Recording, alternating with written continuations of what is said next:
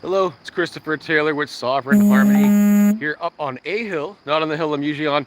I'm in central Massachusetts right now visiting some folks, some of my family. Um, we're going to go over the astrology of August 31st, which is today, Sunday morning, through September 6th on Saturday. So we are building up to the September 7th, which will technically be a week from today, next Sunday, the total lunar eclipse in Pisces at 15 degrees. This will not be visible in the Western Hemisphere. It will be visible over a lot of the Eastern Hemisphere, so where a lot of the population of the world is. And we're going to be building to that, like I said, throughout the week. So to start the week, though, today, on Sunday, August 31st, we have Mercury in Leo and is trining Chiron in Aries. And so we've had this Chiron in Aries for a number of years. It is all about this, facing our wounds and going into the healing that we need when it comes to our sovereignty, our ability to be self-sufficient, etc. And so Mercury in Leo is very confident. And so this trine to Chiron in Aries right now, there's a sense of, energy. If you want that, bring it on. Like, position where my sovereignty is challenged so I can lay my boundaries down, okay? That's kind of the energy that we're in right now to start the week. So we could be feeling good, feeling confident, okay? Mercury is going to enter Virgo on Tuesday morning, and then it will make a square to Uranus in Gemini. This is a very blunt energy. Whether the bluntness is coming at us or from us is another story, but it's a very blunt energy. Mercury in Virgo is exacting. It is very organized, detailed, and when it's squaring Uranus and Gemini, which is like surprise, information, etc., it can be, again, a very blunt expression of truth. Okay, so we're feeling confident here in the beginning of the week. Midweek, there's a sense of wanting to spread the truth, no matter what it is, right? Truth, no matter even if it hurts, right? That can come at us too. Okay, so we might be the recipient of that truth, that bluntness, that idea of, oh, it is what it is. Okay, so don't be surprised about that. Okay, then later in the week as well, I think on Thursday it's exact, but it'll be in aspect here, like Tuesday to Sunday, leading up to that lunar eclipse, is going to be Mars in Libra squaring Jupiter in Cancer. Mars square Jupiter in general is very exuberant, very action-oriented, very over-the-top in some cases. But with Mars in Libra, there may be a sense of being influenced by others. There may be this sense of like being challenged by others, a dare. I kind of get dare energy out of that, Mars square Jupiter with Mars in Libra, Jupiter in Cancer. But that Jupiter in Cancer kind of checks us and says, hey, does this support me? Okay, so are we jumping into things that may or may not support us? And so it's important for us to, again, stay in our sovereignty and say, hey, this sounds like a good idea, but does it ultimately support me in the long run? That's that Jupiter in Cancer. And so Jupiter in Cancer wants to make sure that we are aligned with what supports us.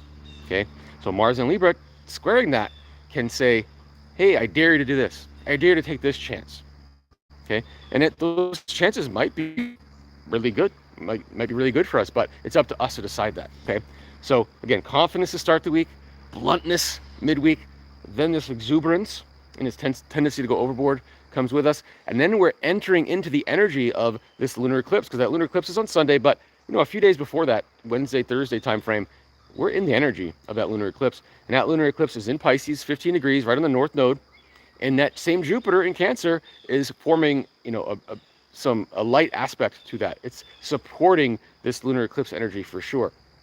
And this lunar eclipse energy has a lot to do with opening the gates toward our future, opening and kind of, not letting our old habits, our old fears get in the way of what could be presented to us. So that Mars square Jupiter, like I said, can be a good thing. And associated with this lunar eclipse, it can be a very good thing. But it's going to be opening us up to doing something that is unusual, that we're not familiar with, but that will lead us to where our soul intends to go. Because remember, this whole Saturn-Neptune conjunction at Aries, in Aries, at the 0 degrees Aries point is coming in February. We're warming up to that still. And that is our, soul contract energy. What did we come here for? And so this lunar eclipse is opening the gates, opening the doors toward that, whatever that is for us. And it will be unfamiliar. It will challenge us. It will, make us question, does this support me? Because we're not used to something like that supporting us. Okay. And so this is a very opening energy. Okay. Just want to emphasize that.